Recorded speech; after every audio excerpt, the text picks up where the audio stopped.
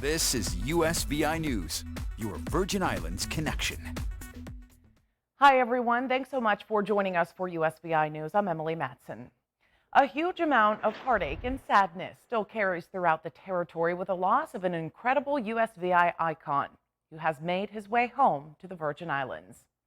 Addie Otley, a beloved radio and television host and former senator and lieutenant governor, returned to the U.S. Virgin Islands last Thursday, February 17th. As you can see, courtesy of the VI Port Authority, the legendary broadcaster and politician arrived to a water cannon salute in tribute to the VI icon who passed away recently at the age of 80. The Hurley Davis Funeral Home is handling arrangements for the longtime pillar of the U.S. Virgin Islands. When Otley returned home, the Virgin Islands Police Department provided an honorary escort to the funeral home. It was a beautiful tribute throughout St. Thomas. Mr. Otley's homecoming service and events will be held next week, February 28th through March 2nd.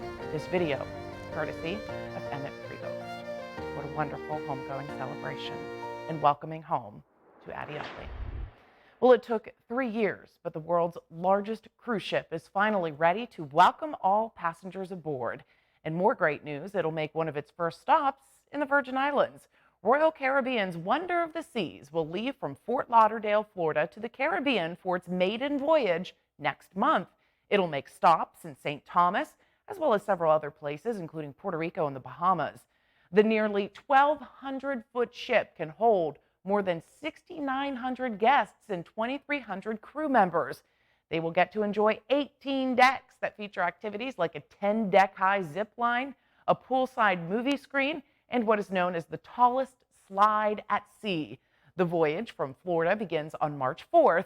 The ship will then head to Barcelona and Rome for the launch of its Western Mediterranean cruises. That's going to be happening in May. So look for this Wonder of the Seas to make a stop in St. Thomas next month.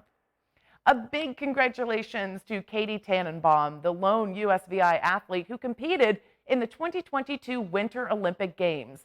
The 36-year-old Olympian is now back home in the VI, and she spoke with our USVI News' Ali Bourne-Vanek about her experience in Beijing, which she says was incredible and emotional, and she is so very honored to have represented the U.S. Virgin Islands. I'm here with Katie Tannenbaum, who is one of our VI Olympians and just came back from the Winter Olympics. Katie, how was it? It was amazing. It was such an honor to be there. It was amazing to have the Virgin Islands have a presence at the Winter Olympics. I was so honored to be able to represent the Virgin Islands. Unfortunately, I tested positive for COVID once I got there, so it was a very mix of emotions, my experience there. I tested positive for COVID, I was put in isolation, and I missed almost all of the training for my event. Fortunately, I was released just in time to race, but it definitely affected my ability to perform the way I would have liked. Yeah, I mean, that's so hard when something like that happens because you spend years and years preparing for something like this. But what did it feel like when you finally were able to get out there? Yeah, I mean, at that point, because I came so close to not being able to race at all, I was really, really happy just to be able to get to the start line, to have the Virgin Islands participating in the race. But again, it was a mix of emotions because I would have liked to have been more prepared and been able to be more competitive. Well, we are so proud of you for representing the Virgin Islands. Just, what does it feel like being there at the Olympics and representing the territory? It was an honor. I feel really blessed, really honored to have been able to go and to be there and to have the Virgin Islands represented there. I was our only athlete, so you know, I was able to help us have our flag seen in the opening ceremonies and have the Virgin Islands flag all over the games and bring some exposure to the Virgin Islands, you know. So it was great. I'm honored. And Ali's going to have more with Katie Tannenbaum in later editions of USVI News this week, so stay tuned for that. And Governor Albert Bryan Jr. is sending his congratulations to St. Thomian Aaliyah Boston for setting a new basketball record. Former Charlotte Amalie High School student Aaliyah Boston set a new record for SEC women's basketball by recording 19 consecutive double-doubles. That's double digits in scoring and rebounds. She accomplished the feat as the All-American starting forward for the University of South Carolina Gamecocks. Aaliyah is a junior and has been named as an All-SEC, All-American, and National Player of the Year while playing for the Gamecocks. We all wish her continued success and excellence and are extremely proud of her as well. Governor Bryan said, on behalf of myself and all Virgin Islanders, I want to congratulate Aaliyah for her stellar college career in women's basketball. Aaliyah is a shining example of the great people who come out of the territory and help put the U.S. Virgin Islands on the national and global stage. For the first time in a long time, we're seeing cases of COVID-19 below 100 throughout the territory. It's a downward trend that's been happening for weeks now since the Omicron surge caused cases to spike wildly throughout the VI earlier this year.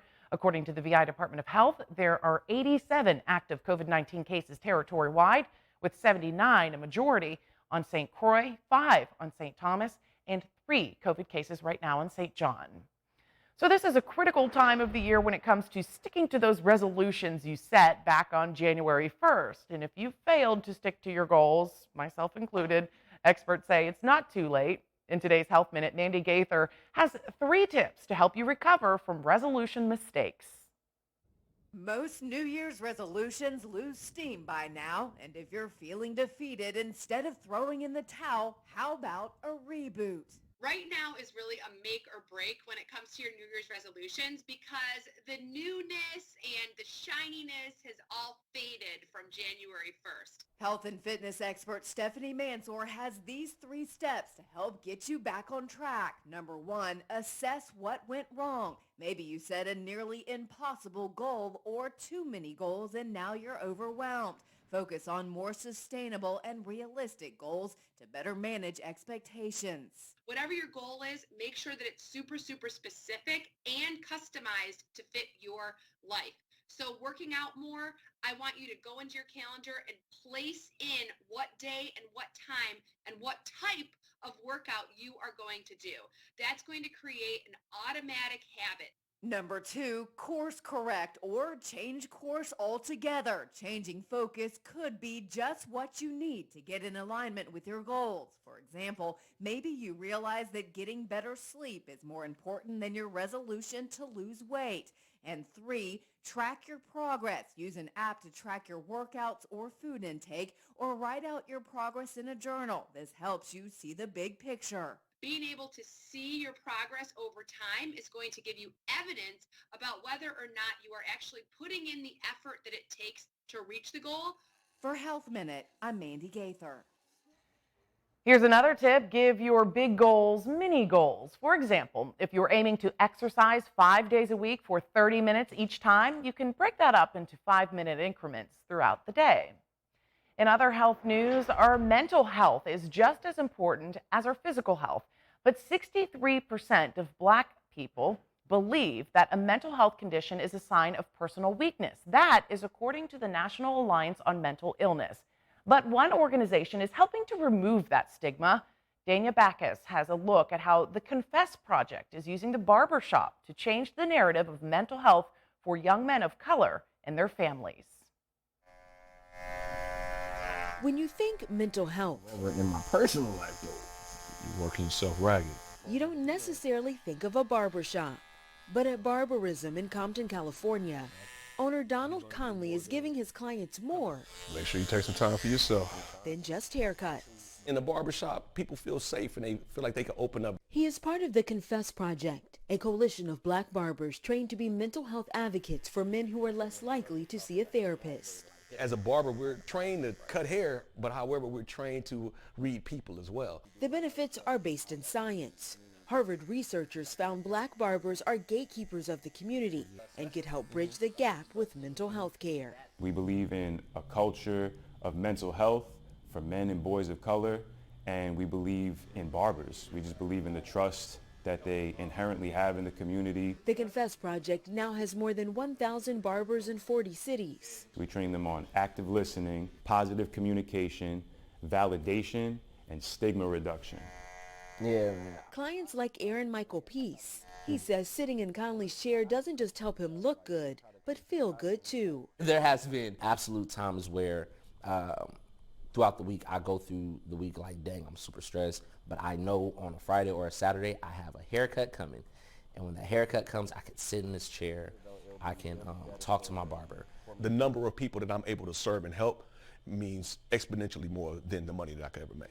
Conley says he's proud to provide a safe space for black men so they can feel seen and heard. Right? Oh, what a great initiative. To learn more about the Confess Project's locations and mental health resources, you can go to their website, theconfessproject.com.